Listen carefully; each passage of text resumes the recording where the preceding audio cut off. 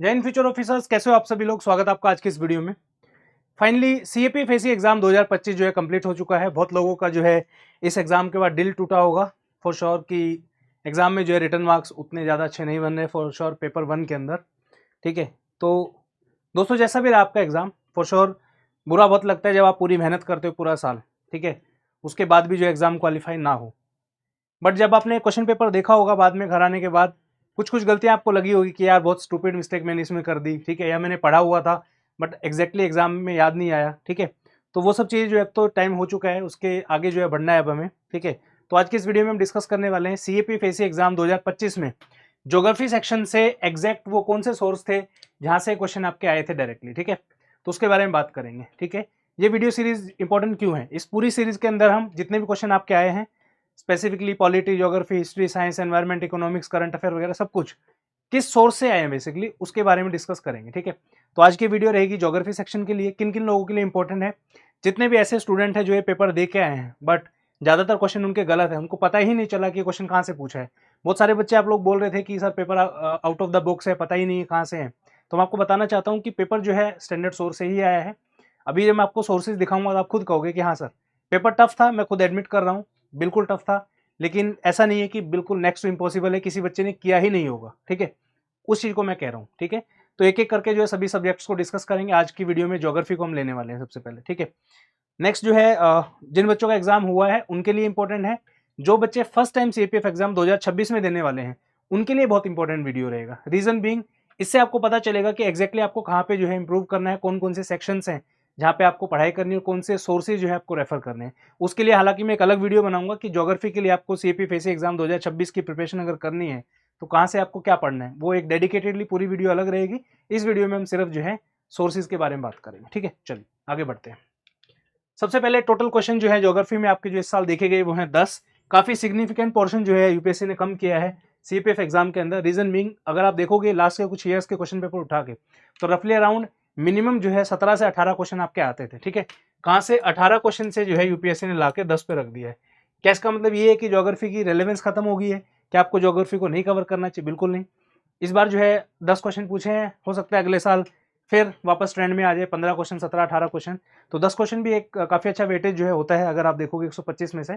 ठीक है, तो बिल्कुल भी लाइट नहीं लेना है सब्जेक्ट को। हाँ, क्वेश्चन जो है काफी क्वेश्चन ऐसे थे जो बिल्कुल डायरेक्ट एनसीईआरटी में से लाइन बाय लाइन उठाए थे यूपीएससी ने। बाकी ये क्वेश्चन सरप्राइज भी हैं, वो भी दिखाता हूँ आपको। ठीक है, सबसे पहले चलेंगे क्वेश्चन नंबर 72 के ऊपर। Consider the following statement with reference to salt weathering. ठीक है, अब यहाँ पे आप देखोगे salt in rocks expand due to thermal action, hydration and crystallisation. ठीक है, salt like calcium, sodium, magnesium and barium have tendency to expand. और तीसरा स्टेटमेंट आपका salt weathering is typical example of chemical weathering. ठीक है, अब जो बच्चा समझदार है ना उसको पता होगा ये क्वेश्चन। रीजन बीइंग, ये जो क्वेश्चन है आपका इसमें जो है एक ही चीज आपको फाइंड आउट करनी है सॉल्ट वेदरिंग के बारे में, वो है ये थर्ड स्टेटमेंट। ये स्टेटमेंट इनकरेक्ट है। रीजन बीइंग, ये जो सॉल्ट वेदरिंग होती है ना आपकी, ये जो है आपकी फिजिकल वेदरिंग होती है। क्या होती है? फिजिकल वेदरिंग होती है। ठीक है, chapter number 6 of India, chapter number 6 of physical geography 11th class के एनसीईआरटी। चैप्टर का नाम है जियोमॉर्फिक प्रोसेसेस। उसके अंदर आपकी 3 टाइप की जो है वेदरिंग दी हुई है। पहला है आपका फिजिकल वेदरिंग, दूसरा आपका केमिकल वेदरिंग, तीसरा है बायोलॉजिकल वेदरिंग। फिजिकल वेदरिंग के आगे 4 पार्ट हैं। ठीक है, उसमें एक है आपका फ्रीजिंग एंड थॉर, वो जो होती है वो। दूसरा आपका दिस वन सॉल्ट वेदरिंग, और 2 और हैं। ठीक है, ये रहा unloading and expansion and exfoliation. Next है आपका टेम्परेचर चेंजेस एंड एक्सपेंशन। तीसरा है आपका फ्रीजिंग, थो एंड फॉरेस्ट वेजिंग। और चौथा है आपका सॉल्ट वेदरिंग। ये पूरा का पूरा जो है स्टडी फंडा के फाउंडेशन बैच का जो है फोटो मैंने लगाया है यहाँ पे। कंप्लीट आपको सारी की सारी स्टेटमेंट यहाँ से मिल जाएंगी। दिस वन, ये दूसरा है, दिस वन बिल्कुल डिट्टो, सेम टू सेम है, बिल्कुल कुछ भी अलग नहीं है। और ये आपका जो है फिजिकल और मैकेनिकल वेदरिंग का ये रहा सॉल्ट वेदरिंग। ठीक है, तो क्वेश्चन में क्या दिया गया था आपके? क्वेश्चन में दिया था कि ये जो है आपकी केमिकल वेदरिंग, तीसरा ऑप्शन एलिमिनेट हो जाएगा। आंसर जो आपका आएगा वो आएगा 1 and 2। ठीक है, ये चीज आपको ध्यान रखनी है यहाँ पे। अब ये सेम चीज जो है एनसीईआरटी में भी दी हुई है, ऐसा नहीं कि स्टडी फंडा के फाउंडेशन बैच में कवर है, एनसीईआरटी के अंदर भी ये चीज दी हुई है। ये देखिए, फिजिकल वेदरिंग आपकी थर्ड स्टेटमेंट थी, तो ये ऑब्वियसली अब छोटा सा मैंने वो लगाया तो समझ के चलो चौथा पार्ट है उसका, बेसिकली डी जो है सेक्शन। फर्स्ट स्टेटमेंट आपको पहली लाइन में मिल जाएगी, सेकंड स्टेटमेंट आपको यहाँ मिल जाएगी। 11th क्लास के NCERT physical geography direct question है, इसमें कुछ भी आपको ऐसे इफ एंड बट देखने को नहीं मिलेगा। ठीक है, तो ये क्वेश्चन डायरेक्टली है। अब जिन बच्चों का ये क्वेश्चन गलत है वो बच्चा तो कहेगा ना कि पेपर मुश्किल है, बट आप खुद सोच के चलो, जिन बच्चों ने अच्छी तैयारी की है, जो सिविल सर्विसेज के एस्पिरेंट है, सीएपीएफ के एस्पिरेंट है, जो पूरे साल पढ़ रहे हैं, उनका क्वेश्चन तो सही होगा, राइट? तो मुश्किल कैसे हुआ?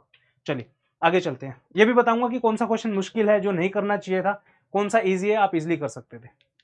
चलिए this question, which one of the following statement is are correct? The time at 180 degree longitude is exactly 12 hours from the 0 degree longitude irrespective of whether one travels westward or eastward from the prime meridian। ठीक है, तो ये कह रहा है basically कि ये आपका जो है 0 डिग्री है, आप ईस्ट में 180 डिग्री जाओ या वेस्ट में 180 डिग्री जाओ, 12 घंटे का टाइम बनता है। बिल्कुल सही बात है, ठीक है, कोई इसमें कोई गलत बात नहीं है। A person moving eastward on Tuesday will count the day as Wednesday once the international dateline is crossed. ठीक है, ये जो है इंटरनेशनल डेडलाइन का कॉन्सेप्ट है, प्रॉपर आपको पूरा पढ़ना पड़ेगा, ठीक है, तभी आप इस क्वेश्चन को सोल्व कर पाओगे। अब ये जो है चीज कहाँ दी हुई है, आप देखोगे आपकी जो एनसीईआरटी है, छठी क्लास की एनसीईआरटी में एक टॉपिक है आपका, जिसके अंदर जो है टाइम जोन के बारे में डिस्कस किया गया है, जिसके अंदर जो है आपका basics of latitude and longitude discuss किया गया है, बट इंटरनेशनल डेडलाइन का कॉन्सेप्ट वहाँ पे नहीं समझाया गया है। ठीक है, आगे की एनसीईआरटी में आ जाइए, 11th क्लास की एनसीईआरटी पे आ जाओ, फिजिकल ज्योग्राफी, वहाँ पे भी इंटरनेशनल डेडलाइन का कॉन्सेप्ट नहीं है दोस्तों। ठीक है, तो ये वो कॉन्सेप्ट है जनरली जो बच्चे यूट्यूब से करते हैं, कहीं और से करते हैं। ठीक है, तो इस तरीके से है। बाकी इसका जो है चैप्टर का प्रॉपर एक नई एनसीईआरटीज ऐड हुई है अभी, तो उसमें जो है चैप्टर है लैटिट्यूड लॉन्गिट्यूड एंड टाइम। ये वाली जो एनसीईआरटी इसके बारे में डिटेल में मैं आपको जो नेक्स्ट ईयर के लिए जो फाउंडेशन के बच्चे जो तैयारी करेंगे, जो मतलब सेल्फ स्टडी कर रहे हैं, किसी और कोचिंग में कर रहे हैं, उनके लिए डेडिकेटेडली ज्योग्राफी की स्ट्रेटेजी जब हम बनाएंगे, पूरी बुक्स को जो है एक बार रीचेक करेंगे कौन सी बुक आपको रेफर करनी चाहिए। ठीक है, तो ये क्वेश्चन यहाँ से सोल्व हो सकता था, आपका इजी क्वेश्चन था।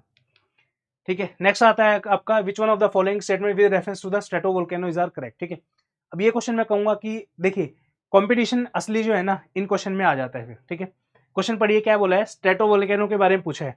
This one is your source of NCERT, ये जो सोर्स है आपका जीसी लियोंग का है। ठीक है, एनसीईआरटी की किसी भी बुक में उठा के जाओ, चेक करो, कहीं पे भी आपको ये जो वर्ड है ना स्ट्रेटोवोल्केनो, ये मिलेगा ही नहीं। ठीक है, क्यों नहीं मिलेगा? क्योंकि स्ट्रेटोवोल्केनो की जगह कंपोजिट वोल्केनो लिखा हुआ है वहां पे। ओके, तो कैसे जो है बच्चा, आप सोच सकते हो, जो बच्चा बार बार मल्टीपल टाइम सिर्फ और सिर्फ एनसीईआरटी के ऊपर बेस्ड है, एनसीईआरटी उसने पढ़ी है, तो ये क्वेश्चन उसको सॉल्व करने में दिक्कत आएगी। मैं ये नहीं कह रहा हूँ कि वो कर ही नहीं सकता, कर देगा, पर दिक्कत आएगी। ठीक है, क्यों? उसको लगेगा यार मैंने तो पढ़ा ही नहीं स्ट्रेटोवोल्केनो, हो सकता है वोल्केनो कोई और ही टाइप हो, जबकि वो सेम जो है कंपोजिट वोल्केनो के बारे में बात हो रही है। क्या होता है स्ट्रेटोवोल्केनो? स्टेटमेंट देख लेते हैं। पहला स्टेटमेंट है, stratovolcanoes are tall steep cones built of layer of felsic lava and volcanic ash. ये जो दो वर्ड है ना, felsic lava and volcanic ash, ये जो है आपको कंफ्यूज करने के लिए दिए है। ठीक है, सिंपल इसका मतलब वही होता है नॉर्मल लावा। ठीक है, ऐसा कुछ नहीं है। फेल्सिक का मतलब क्या होता है? जिसमें सिलिका का कंटेंट ज्यादा होता है, as simple as that. Okay, next है आपका, they can erupt explosively as felsic lavas from stratovolcano hold large amount of gas under high pressure. दोनों ही स्टेटमेंट सही है, correct answer would be both 1 and 2। अब इसमें से कुछ बच्चे होंगे बोलेंगे सर मेरा तो क्वेश्चन सही है। कुछ बच्चों का ऐसा है कि जिन्होंने आंसर बी लगाया 1 and 2, तो वो तुक्का लग गया। अगर आपका कॉन्सेप्ट बिल्कुल सही है और तब आप सही करके आए हो तो बहुत बढ़िया है, सैल्यूट आपको। बट मुझे लगता है ज्यादातर बच्चों ने इसका आंसर गलत किया होगा, या फिर अगर बी सॉरी बोथ 1 and 2 लगाया तो तुक्के में लगाया होगा। ठीक है, अब इसका सोर्स कहाँ मिलेगा आपको? ठीक है, ये जाके देखिए आप, जीसी लियोंग की बुक है आपकी, इसके अंदर लिखा हुआ है दे आर ऑफन कॉल्ड, यहाँ पे है highest and the most common volcanoes have composite cones, they are often called stratovolcanoes, the cones are built up by several eruptions of lava ashes and other volcanic materials from the main conduit. ठीक है, अब यहाँ पे एक चीज मैं आपको समझाना चाहता हूँ। ठीक है, मैंने कल वीडियो बनाई थी तो एक बात बोली थी कि इसी एग्जाम के अंदर सेम जो कल एग्जाम हुआ आपका, जो आपको टफ लग रहा है आपका, जिसमें रिटन एग्जाम क्वालिफाई नहीं होगा शायद, इसी एग्जाम में वो बच्चे भी होंगे जिनके 140 नंबर भी इस पेपर में आएंगे, जिनके 150 नंबर भी इस पेपर में आएंगे, जिनके 120 नंबर भी इस पेपर में आएंगे, और वो भी होंगे जिनके आपसे ज्यादा मार्क्स होंगे। ठीक है, it is all about how deeply you have prepared for the exam. ठीक है, दैट्स इट। अब ये क्वेश्चन है, अगर इसको तुक्के में अगर करोगे तो अलग बात है, लेकिन इसको समझदारी से भी जो है किया जा सकता था। कैसे किया जा सकता है तो वो मैं आपको बताता हूँ। पहले तो अब ये देख लो, ये पूरा जो कॉन्सेप्ट है, ठीक है, एनसीईआरटी में नहीं दिया हुआ स्ट्रेटोवोल्केनो। स्टडी फंडा के फाउंडेशन बैच में मैंने खुद ज्योग्राफी पढ़ाई है, और यहाँ पे आप देख सकते हो कंपोजिट वोल्केनो एंड स्ट्रेटोवोल्केनो। जितने भी मेरे फाउंडेशन बैच के स्टूडेंट हैं, सब बच्चों ने जो है बहुत अच्छे से जो है पढ़ा है। मैंने पूरा डिटेल में जो है आपको पूरा का पूरा पढ़ाया है फाउंडेशन बैच के अंदर, आप जाके इसको देख सकते हो। ठीक है, वापस आते हैं। जो लोग बार बार में पूछते हैं ना कि कितने क्वेश्चन आपके आए फाउंडेशन बैच से, आपके कोर्स से कुछ भी नहीं आया, उनके लिए मैं बोलता थोड़ा कम हूँ, चीजें जो है हम ज्यादा करने में विश्वास करते हैं। ठीक है, ये 5 टाइप के आपके वोल्केनोज होते हैं बेसिकली। पहला है आपका shield volcano, composite volcano, caldera, flood basalt plain और मिड ओशेनिक रीजेस। ठीक है, अब जो भी आप क्वेश्चन सोल्व कर रहे हो, आपके दिमाग में छोटी सी 2-3 चीजें आनी चाहिए कि भाई इन वोल्केनोज के नाम आपके दिमाग में आने चाहिए कि यार मैंने ये वोल्केनोज पढ़े हैं, ठीक है। तो फ्लड बसाल्ट प्रोविंस बेसिकली क्या होता है, बहुत ही पानी की तरह होता है बेसिकली ये वोल्केनो, जो इसमें जो मैग्मा जो बाहर निकलता है बहुत ही लॉन्ग डिस्टेंस तक जो है, हंड्रेड्स ऑफ किलोमीटर्स तक जो है ट्रेवल कर जाता है, ठीक है। तो उसमें हाइट का कोई लेना देना नहीं है, क्योंकि एलिमिनेट ही कर रहे हैं ना हम यहाँ पे, tall, steep, built of layers, ठीक है। तो ये 3 वर्ड्स है हमारे पास, tall, steep and built of layer.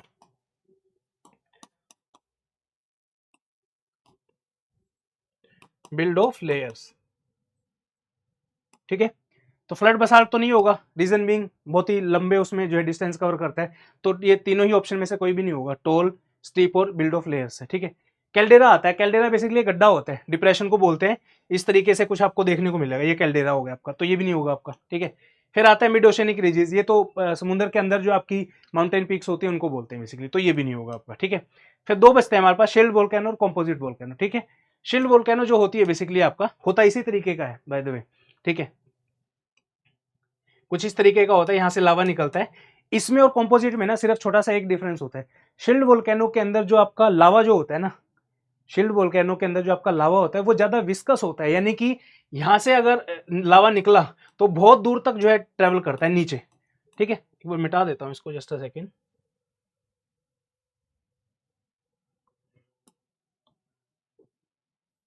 Shield volcano की बात हम कर रहे थे यहाँ पे, ये मान लो आपका लावा है फॉर एग्जाम्पल, यहाँ से ये आपका लावा निकल रहा है इस तरीके से, ठीक है। शिल्ड वोल्केनो में ये बहुत दूर तक ट्रेवल करेगा ऐसे, इस तरीके से, ठीक है, ऐसे। कंपोजिट वोल्केनो में क्या होगा, ये थोड़ा जो है गाढ़ा होगा, विस्कस होगा, ठीक है। हाँ गाढ़ा होगा, तो इसमें क्या होता है इस केस में, जब आपका वोल्केनिक इरप्शन जो होता है ना, तो वो जो है पास में ही जम जाता है, close vicinity of the opening, यानी कि इधर ही जो है जम जाएगा। फॉर एग्जाम्पल एक बार इरप्शन हुआ, आपका लावा जो है यहाँ पे जम गया, राइट, उसके बाद कुछ टाइम के बाद फिर इरप्शन हुआ, अब ऑब्वियसली अब ये नीचे तो गया नहीं, तो जम गया यहीं पे, इसी के ऊपर जो है आपकी दूसरी लेयर आ जाएगी, ठीक है, ऐसे हो जाएगा, करते करते करते करते करते करते ऐसे इस तरीके से बढ़ता चला जाएगा आपका ऊपर। और लावा का आपको पता ही है, जो आपका सॉरी जो मैग्मा होता है, ठीक है, मैग्मा को तो छोटी सी जगह चाहिए होती है, तो ये जगह जहाँ पे पहले यहाँ से लावा जो आपका मैग्मा निकल रहा था, फिर वो ऊपर से निकलेगा ऐसे, ठीक है, फिर यहाँ पे और लेयर बन जाएंगे आपकी। तो यहाँ पे आप देखोगे जो एक्चुअली में ये नॉर्मल अगर डिस्टेंस आपका होगा, तो ये जो है इस तरीके से आपको जो है काफी हाइट पे देखने को मिलेगा, यानी कि ऊंचा होता चला जाएगा, टॉल होता चला जाएगा, ठीक है। स्टीप का मतलब क्या है, ये वाली जो चीज थी यहाँ पे ये तो नॉर्मल थी, अब यहाँ पे बिल्कुल स्टीप है, यानी कि ये जो हाइट है ना आपकी, ये टेढ़ापन जो है ये बहुत स्टीप देखने को आपको इसमें मिलेगा, ठीक है। तो दोनों ही कीवर्ड यहाँ पे आपके आ रहे हैं, और बिल्ट ऑफ लेयर कितनी सारी लेयर से मिलकर बन रहा है, तो that's why we call it as a composite volcano, ठीक है। वापस आओ इस पे स्टेटमेंट पे, stratovolcanoes are tall steep and cone built of layer of felsic lava and volcanic ash. कुछ भी नहीं पता होगा ना, इसका कीवर्ड है आपका बिल्ट ऑफ लेयर, सिर्फ यही एक ऐसा है जो लेयर से बना होता है, और टोल और स्टीप, ये 3 कीवर्ड है, तीनों में से एक भी पकड़ लोगे तो भी आपका आंसर आ जाएगा, ठीक है। दूसरे वाला जो है they can erupt explosively as felsic lava from stratovolcano hold large amount of gas under high pressure, तो नीचे से एकदम से प्रेशर आएगा तो डेफिनेटली वो निकलेगा, और उसके बाद जो है ऊपर तक भी अगर उसे ट्रेवल करना पड़ा तो भी वो करेगा, ठीक है। तो both 1 and 2 will be the answer, okay. तो ये एनसीईआरटी के हिसाब से, अगर एनसीईआरटी के बेसिस पे आप इसको करने चलोगे तो नहीं होगा सॉल्व। रीजन बीइंग, जो बच्चे बिल्कुल जिनको है ना कि मुझे वर्ड टू वर्ड चाहिए, स्ट्रेटोवोल्केनो लिखा है तो मुझे एनसीईआरटी में स्ट्रेटोवोल्केनो ही चाहिए, तो आप समझ के चलो यूपीएससी सीएपीएफ आपके लिए आने वाले टाइम पे मुश्किल होने वाला है, ठीक है। Conceptual clarity is the mandatory thing in CAPFSC exam now. पहले वो दिन थे, टाइम एक था आपका जिस टाइम पे आपका अलग अलग तरीके से आप क्वेश्चन सोल्व कर देते थे, डायरेक्टली आ जाते थे, अब वो टाइम नहीं है, प्लीज बिलीव मी। अगर आपको जो है सिलेक्शन लेना है तो आपको अपना गेम ऊपर करना पड़ेगा, ठीक है। ये चीज मैंने थोरोली जो है पूरा कोर्स के अंदर प्रॉपर तरीके से बताई है, देख सकते हो आप।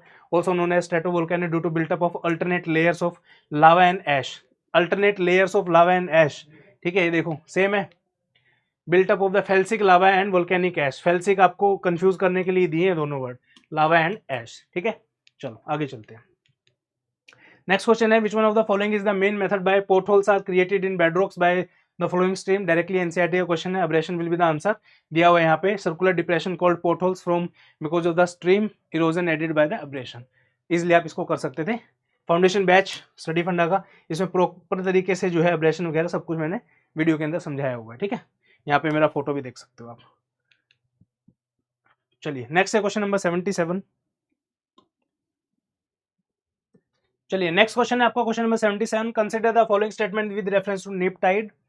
Normally there is a 7-day interval between two neap tides. At this time the sun and moon are at the right angle to each other. The moon's attraction is diminished by counter acting force of the sun's gravitational pull. ये जो है directly आपका NCERT देखो 11th class की NCERT है, सारी statement आपको इसी मिल जाएगी, डायरेक्ट क्वेश्चन है आपका, ठीक है। सेम चीज हमने फाउंडेशन बैच में कवर कराई थी, तीनों की तीनों स्टेटमेंट आपको यहाँ पे मिल जाएंगी, ठीक है।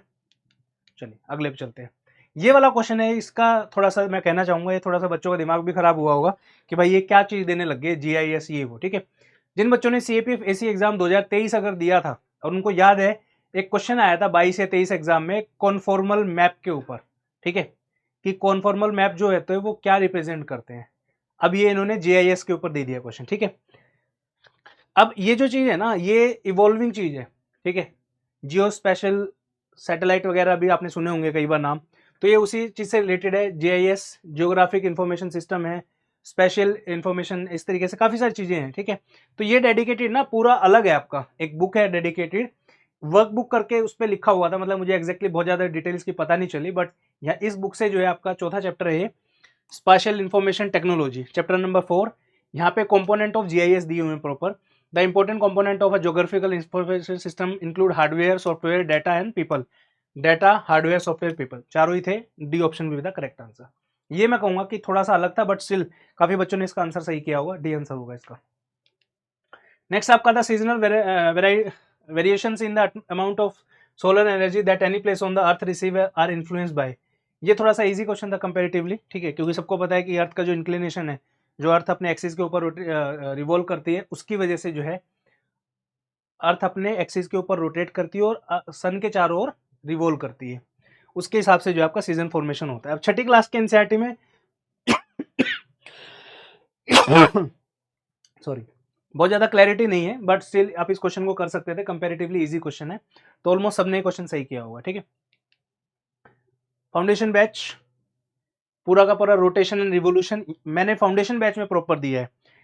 Annual rotation around sun, change in season, UPSC पे पहले भी इस क्वेश्चन के ऊपर क्वेश्चन आ चुका है। ये पूरा जो है रोटेशन, रिवोल्यूशन, अर्थ की मूवमेंट सब समझाया था फाउंडेशन बैच के अंदर, ठीक है। नेक्स्ट आ जाओ मैपिंग के ऊपर। जो बच्चा ये क्वेश्चन गलत करके अगर आया है ना, सी आंसर होगा इसका होन्शु एंड क्यूशु। जो बच्चा ये क्वेश्चन अगर गलत करके आया है तो दोस्तों मान लो, अगर वो ये कह रहे हैं क्वेश्चन गलत करने के बाद कि ये पेपर टफ था, you don't deserve to clear this paper, ठीक है। रीजन बताता हूँ।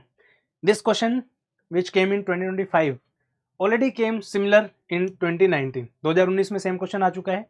सीडीएस के 2008, मैं ये नहीं कहूंगा कि सीडीएस का 2008 का क्वेश्चन आपने सोल्व किया होगा, ठीक है। मैं ये भी नहीं कहूंगा कि सीडीएस 2 2020 का जो है आपने लिटिल बॉय नाम का करंट अफेयर का एक क्वेश्चन था वो आपने किया होगा, बट मैं ये एक्सपेक्ट करता हूं आपसे कि सीएपी वैसे 2019 का ये वाला क्वेश्चन आपने जरूर अटेम्प्ट किया होगा। अब बात आती है कि सर इस क्वेश्चन से इसका क्या लेना देना, कैसे हम इन चीजों को कनेक्ट कर सकते हैं। आगे के लिए इन्फॉर्मेशन दे रहा हूं जो बच्चे प्रिपेयर कर रहे हैं, ठीक है। कभी भी लोकेशन बेस्ड, ये यूनिवर्सल रूल बना लो अपना, ठीक है। कभी भी यूनिवर्सल बेस्ड यानी कि लोकेशन बेस्ड कोई भी क्वेश्चन आप सोल्व कर रहे हो, प्लीज मेक श्योर उस क्वेश्चन के अंदर जितने भी आपके ऑप्शन हैं उनके आसपास की चीजें आप देखना, ऑब्जर्व करना शुरू कर दो। ये चीज मैंने करंट अफेयर की जो वीडियोस कवर की थी उसके अंदर भी कवर किया था। संकल्प बैच के अंदर मैपिंग की ऑफलाइन क्लास हमने कंडक्ट की थी, अगर आपको याद हो तो उसमें भी हमने बहुत अच्छे से कवर किया था। तो करना कैसे वो बताता हूँ। अब जैसे ये वाला है, अभी के लिए इसको छोड़ दो, मान के चलो हमारे पास सिर्फ ये डाटा था, विच one of the following is the biggest island of Japan archipelago, Honshu, Hokkaido, Shikoku, Kyushu. ये वाला डिटेल में आप खोलो, देखो इसके बारे में। अब क्या होता है ना, नॉलेज इज समथिंग जो आपकी एक दिन में बिल्ट नहीं होती, ठीक है। आपने 6 महीने पढ़ाई की, 8 महीने पढ़ाई की, 1 साल पढ़ाई की। वो बच्चे जिन्होंने सीएपीएफ एग्जाम की पढ़ाई 1 साल 2 साल हो गए उनको करते हुए, सीएससी की एग्जाम की तैयारी करते हुए 1 साल 2 साल हो गए, आपसे मैं एक चीज पूछना चाहता हूं, क्या आपको इन वर्ड्स के मतलब पता है किस लिए फेमस है? फुकुशिमा, क्योटो, सेंडाई, टोक्यो,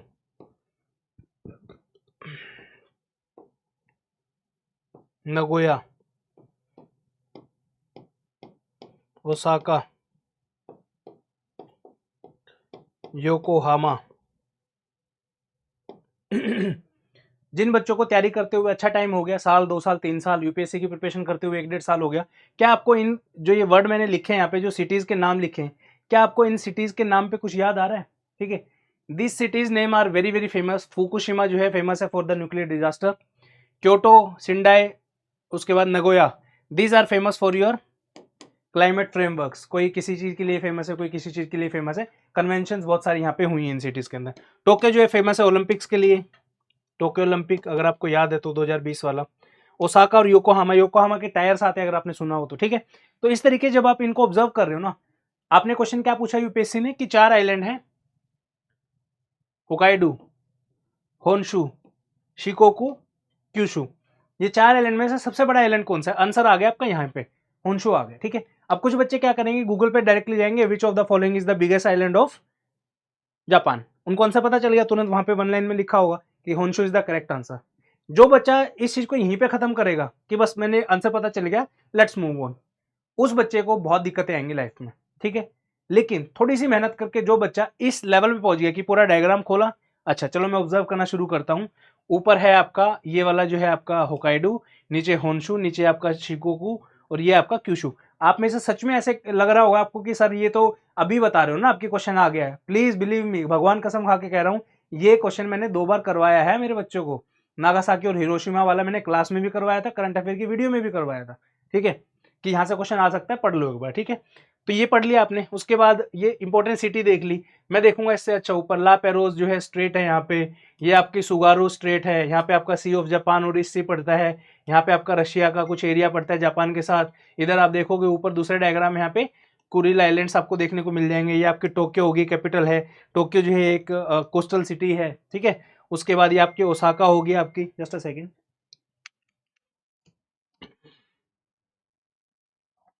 ठीक है। उसके बाद जो है नीचे इसके मैं देखूंगा यहाँ पे फिलीपीन सी आ गया आपका, ईस्ट चाइना सी है, ये आपका जो साउथ कोरिया है, नॉर्थ कोरिया। नॉर्थ कोरिया जो है ज़्यादा एग्रेसिव है, south Korea is comparatively very good, मतलब पीसफुल कंट्री है। हुंडई कार जो है यहीं की है आपकी, सैमसंग भी यहीं की है, ठीक है। इस तरीके से थोड़ा थोड़ा पढ़ूंगा, मतलब ऑब्वियसली एकदम से सारी चीज़ें याद नहीं होंगी आपको, बट धीरे धीरे आप कर सकते हो। उसके बाद जैसे और सिटी आप देखोगे, नागासाकी मैंने देखा यहाँ पे, हिरोशिमा देखा। अब मैंने सुना है कि हिस्ट्री में नागासाकी और इसके ऊपर एटम बम गिराया गया था, मैं जाके पढ़ लूंगा एक बार कि कब गिराया गया था। तो इस तरीके से डॉट कनेक्ट कनेक्ट करते करते करते करते जब आप चीज़ों करोगे, मैं ये नहीं कह रहा हूँ this is applicable here only, ठीक है। अगर आप चाहते हो कि मैं ऐसे आपको नॉलेज कैसे एक्सपेंड करनी है, उसके लिए बहुत ही क्लासिक एग्जाम्पल से एक video with in 15 to 20 minutes बना के समझा सकता हूँ कि आपको जिंदगी भर आपको ऐसा हो जाएगा कि सर इतनी मदद होगी हमारी, इसकी कोई हद नहीं। तो अगर आपको वो वाली वीडियो चाहिए ना, कमेंट सेक्शन में लिख दो mapping, that's it, I will make a dedicated video, और आपकी लाइफ जो है कंप्लीटली चेंज हो जाएगी, specifically in the preparation field, ठीक है। तो इस तरीके से आपको करना था ये। तो ये क्वेश्चन मैं कहूँगा one of the easiest question है। जिस बच्चे को ये क्वेश्चन मुश्किल लग रहा है ना, तो बिलीव मी, अगर आप इसको गलत करके आए हो या आपको ये क्वेश्चन मुश्किल लग रहा है, तो आपका एग्जाम वैसे ही क्लियर नहीं होना चाहिए था, ठीक है। तो ये है, आगे चलते हैं, ठीक है। बाय द वे ये क्वेश्चन जो है यूपीएससी ऑल इन वन सीपीएफएससी 2019 के कोर्स के अंदर ऑलरेडी इंक्लूडेड था, प्रॉपर तरीके से जो है लिखा भी हुआ था यहाँ पे। Japan is very important as frequently in news, hence its islands are very important, do read about them. ये आपके सारे के सारे जो इस क्वेश्चन के वो थे, और ये आपका इसका डिटेल मैप था। अगर आपने यूपीएससी ऑल इन वन भी सॉल्व किया होता तो भी आप इस क्वेश्चन को इजीली सॉल्व कर सकते थे, ठीक है। चलो आगे चलते हैं। ये वाला क्वेश्चन कहूंगा this one is one of the toughest question, और इसको जो है मैं कहूंगा कि अगर छोड़ के आते आप तो ज्यादा बेटर था, ठीक है। हालांकि 2 स्टेटमेंट आप इसमें से एलिमिनेट कर सकते थे अगर आपने पढ़ा होता तो, बट स्टिल ये क्वेश्चन मैं कहूंगा कि यूपीएससी ने जानबूझ के मुश्किल बनाया है कि यार बच्चा छोड़ ही दे इसको, तो ठीक है। अब यहाँ पे आप देखोगे, यहाँ पे 2 ट्रेंच है, साउथ सैंडविच ट्रेंड और कर्नाटक ट्रेंच जो है, ये काफी न्यूज में भी रहती है और काफी फेमस भी है। इन 2 के बारे में मैंने खुद नहीं सुना था, सच बता रहा हूँ। तो ये क्वेश्चन मेरे हिसाब से बहुत टफ है जेन्युइनली, बाकी बच्चों ने तुक्का लगाया तो ठीक है। अब आता है कि सर ट्रेंचेस पे पहले क्वेश्चन आया, बिल्कुल आया। ये देखिए आपका CDS 2 2020 के अंदर विच one of the following is considered the deepest point of the ocean. तो ये हालांकि काफी इजी क्वेश्चन है, मरियाना ट्रेंच, बट स्टिल इसमें जैसे ट्रेंच है, आपका काम क्या था, जब भी आप कोई क्वेश्चन पढ़ो ना, उसके ऑप्शन देखो, टोंगा ट्रेंच, मरियाना, फिलीपींस और कार्मेडेक। क्या आपको चारों ट्रेंच आपको पता है मैप पे किस लोकेशन पे है? नहीं पता, डू जाके सर्च करो, डू सर्च अबाउट देम कि कहाँ पे लोकेटेड है, क्या उनके फेमस फैक्ट हैं। कार्मेडिक ट्रेंच आपने पढ़ा होता तो यहाँ पे आपका आता कार्मेडिक ट्रेंच, एटलीस्ट एक ऑप्शन आप एलिमिनेट कर पाते इजिली, ठीक है। अब ये जो है क्या पूछा है, not in the Pacific ocean, Pacific में कौन सा नहीं है, ठीक है। ये इसका मैप है, यहाँ पे देख लो, ये आपका साउथ सैंडविच ट्रेंच है, उसके बाद ये आपका कर्माडिक ट्रेंच है, ठीक है। तो कर्माडिक है पैसिफिक में, ये हो गया आपका, यानी कि क्या पूछा है कि पैसिफिक में नहीं है, ठीक है, बट ये तो है पैसिफिक में, कर्माडिक तो है इसमें पैसिफिक में, यानी कि तीसरा जो है आपका वो नहीं होगा, तो तीसरे वाले ऑप्शन हटा दो इसमें से, ठीक है। तीसरा हटा दिया, क्या बचा 1 एंड 2, 2 एंड 4। उसके बाद कर्माडिक इसी में है पैसिफिक में, और आपका दूसरा कौन सा है, बोनिन भी जो है, ये वाली जो ट्रेंच है आपकी, दिस वन, ये आपकी बोनिन ट्रेंच है, ठीक है। तो ये भी पैसिफिक के अंदर ही है आपके, राइट। तो कौन से हो इसके अलावा, साउथ सैंडविच अटलांटिक में है, और केमैन जो है ये भी आपका अटलांटिक में ही है, कैरिबियन और उसमें जो भी है, ठीक है। तो इसका आंसर क्या आएगा, ये दोनों हटा दो आप, बोनिन जो है वो भी नहीं है पैसिफिक में, और साउथ सेंडा ये भी नहीं है, तो 1 एंड क्या हुआ, एक सेकेंड, 2 एंड 4 ये वाला आंसर इसका करेक्ट हो जाएगा, ठीक है। चलो नेक्स्ट चलते हैं, ये वाला क्वेश्चन आ जाओ। Which one of the following types of mass movement are categorised as the mass movement, rapid movement, ठीक है। ये वाला क्वेश्चन, अब ये वाला क्वेश्चन भी अगर आप गलत करके आए हो तो भी मैं कहूंगा कि आपको प्रिपरेशन का लेवल अप थोड़ा सा करना पड़ेगा। बहुत इजी क्वेश्चन, बहुत डायरेक्ट क्वेश्चन, एनसीईआरटी से यूं का यूं पिक किया यूपीएससी ने, कुछ इसमें चेंज नहीं है, ठीक है।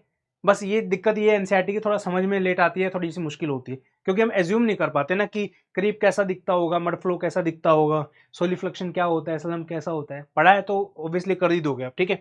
सिमिलर क्वेश्चन सीपीएफएससी 2022 में, solifluction is a geomorphic process involving a special type of soil flow that is noticed in, ये क्वेश्चन आया। तो मैं ये मानता हूं कि अगर आपका पीवाईक्यू में क्वेश्चन आया है तो you should know everything about solifluction, कौन सी सॉइल में होता है, कहाँ पे देखने को मिलता है, क्या होता है, इसका मतलब कैसा है ये, ठीक है। तो जिन बच्चों ने सॉलिफ्लेक्शन पढ़ा है वो इजिली इस क्वेश्चन को कर सकते हैं, हालांकि दूसरे भी बहुत ईजी है, ज्यादा मुश्किल नहीं है, बट अगर नहीं पढ़ा है तो आप इस क्वेश्चन को नहीं कर पाओगे। इस क्वेश्चन को अगर मैं कैटेगरी वाइज दूं, इजी, मॉडरेट और टफ में, तो ये इजी है, ठीक है। अगर आपको एक क्वेश्चन टफ लग रहा है तो प्लीज जाके एनसीईआरटी अच्छे से पढ़ लो एक बार, वो भी आपकी क्लियर नहीं है, ठीक है। तो इसका जो करेक्ट आंसर आएगा, क्रीप जो होता है बहुत स्लो होती है, स्लो, और आपका सॉलिफ्लेक्शन होता है ये भी बहुत स्लो होता है, मड फ्लो, स्लम्प, ये दोनों इसका करेक्ट आंसर है, 2 and 4 will be the correct answer. ये जो है आपका एनसीईआरटी के अंदर आप जाओगे इस तरीके का कुछ आपको डाटा देखने को मिलेगा। अब ये डाटा जो है ना, खुद में मैं खुद मानता हूँ कि भाई एनसीईआरटी जो लिखी गई है ना, वो लिखी तो बहुत सही गई है, लेकिन जो रिप्रेजेंटेशन है एनसीईआरटी की बहुत पुअर है, ठीक है। यानी कि बच्चा पढ़ते हुए मर ही जाएगा, बस उसको समझ में नहीं आएंगी चीजें। यहाँ पे आप देखो मास मूवमेंट के बारे में बात की गई है, ठीक है, पूरे पैराग्राफ के पूरे पैराग्राफ है, ढूंढोगे आपको इसमें मिल जाएगा, ठीक है, इजिली मिल जाएगा, सारी चीजें लिखी हुई है, एक दो मैं दिखा भी देता हूँ वैसे, ठीक है। ये आपका क्रीप आ गया है, देख रहे हो क्रीप। उसके बाद जो है आपका कहाँ गया भाई, ये आपका आ गया स्लम्प, ठीक है। मिल जाएंगे आपको, चारों मिल जाएंगे।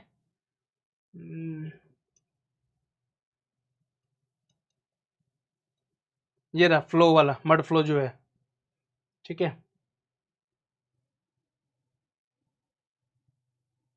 देख लेना कहीं ना कहीं होगा, तो ऑप्शन सारे आपको मिल जाएंगे, ठीक है। तो ये क्वेश्चन आपको डायरेक्टली यहाँ से एनसीईआरटी से सोल्व हो जाएगा, NCERT geomorphic process, directly question है यहाँ से। दो क्वेश्चन आए थे चैप्टर में, अगर आपको याद हो मैंने फिजिकल वेदरिंग के बारे में बात की थी, वो क्वेश्चन भी सेम चैप्टर से था, मास मूवमेंट वाला टॉपिक भी इसी चैप्टर से है, ठीक है। ये जो है स्टडी फंडा के फाउंडेशन बैच में मैंने पढ़ाया था, बिल्कुल इजीली वे में। मेरा जो काम है फाउंडेशन बैच में वो ये है कि मैं हर बच्चे को बहुत ही इजीली वे में अच्छे रिप्रेजेंटेशन के साथ पूरा कंप्लीट समझाऊं। स्लो मोमेंट, ठीक है, which can not be seen instantly. Slow moment का मतलब ये है एकदम से आप बता नहीं सकते कि अभी मूव कर रहे हैं नहीं कर रहे हैं, दो ही होते हैं, क्रीप और सोलिफ्लेक्शन, यही आपको एलिमिनेट करने थे। क्या पूछा है क्वेश्चन में, रैपिड मूवमेंट के बारे में पूछा है, बट क्रीप और आपका सोलिफ्लेक्शन ये तो आपके स्लो मूवमेंट है, दोनों एलिमिनेट हो गया, आंसर आ गया। इसके अलावा भी फास्ट मूवमेंट भी डाला है मैंने, ये स्लो मूवमेंट था, ये रैपिड मूवमेंट था, water is the main factor. इसमें जो है आप देखो, आप मड फ्लो आ गया आपका, तीसरा आपका डेब्रिस एवलांचे है, डेब्रिस एवलांचे में आप देखोगे आपको यहाँ पे स्लंपिंग दिख जाएगा, सी, ठीक है। और ये रहा लैंडस्लाइड वाले पार्ट में जो जल्दी रैपिड होती है, रैपिड एंड परसेप्टिबल स्लंप आपको देखने को मिल जाएगा, ठीक है। तो पूरा का पूरा टॉपिक में बहुत अच्छे से विद एनिमेशन डिटेल में समझाया है। कोई अगर फाउंडेशन बैच का बच्चा अगर देख रहा हो इस वीडियो को तो प्लीज कमेंट में कमेंट करके बताओ क्या आपको पता था इसका आंसर, ठीक है। तो ये हुए 10 क्वेश्चन आपके टोटल, 1 2 3 4 5 6 7 8, ये वाला 8 9 और ये 10 क्वेश्चन है, 10 के 10 मैंने आपको बता दिए। अब लेट्स कैलकुलेट स्टडी फंडा के मटेरियल से कितने आए हैं, ठीक है। ये पूरा एक क्वेश्चन हो गया, दिस वन, ये वाला, सेकंड 2, 3, चौथा ये नहीं आया, ये आया 5वां, ठीक है, ये छठा, ये नहीं आया, ये 7वां। 10 में से 7 क्वेश्चन आए हैं, ठीक है, डायरेक्टली आपके सामने है बिल्कुल। कौन से नहीं आए जिसको मैं नहीं कह रहा हूं, ये वाला जो क्वेश्चन आपका देखो,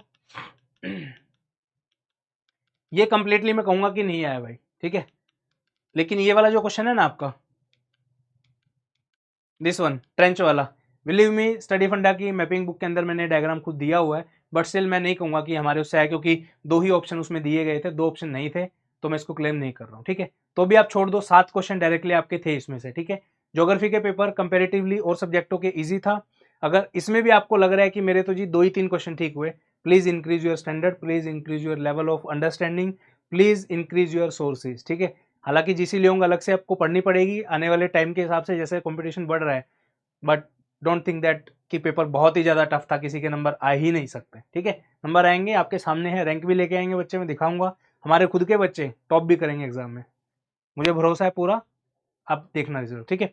उसके बाद जितने लोग स्टडी फंडा का फाउंडेशन बैच ज्वाइन करने में इंटरेस्टेड हैं, 15 अगस्त से ऑनलाइन फाउंडेशन बैच स्टार्ट हो रहा है, 17 अगस्त से जो है ऑफलाइन स्टार्ट हो रहा है। तो अगर आप इंटरेस्टेड हो, जेनुअनली आप अच्छे तरीके से मेहनत करना चाहते हो, तो आप ज्वाइन कर सकते हो। कोर्स जो है कल स्टार्ट हो जाएंगे। Thank you so much, have a good day, जय हिंद। प्लीज़ कमेंट सेक्शन में कमेंट लिखिए कल जो है कौन सा सब्जेक्ट आप देखना चाहते हो नेक्स्ट, किसकी वीडियो बनाए। Bye bye, have a good day.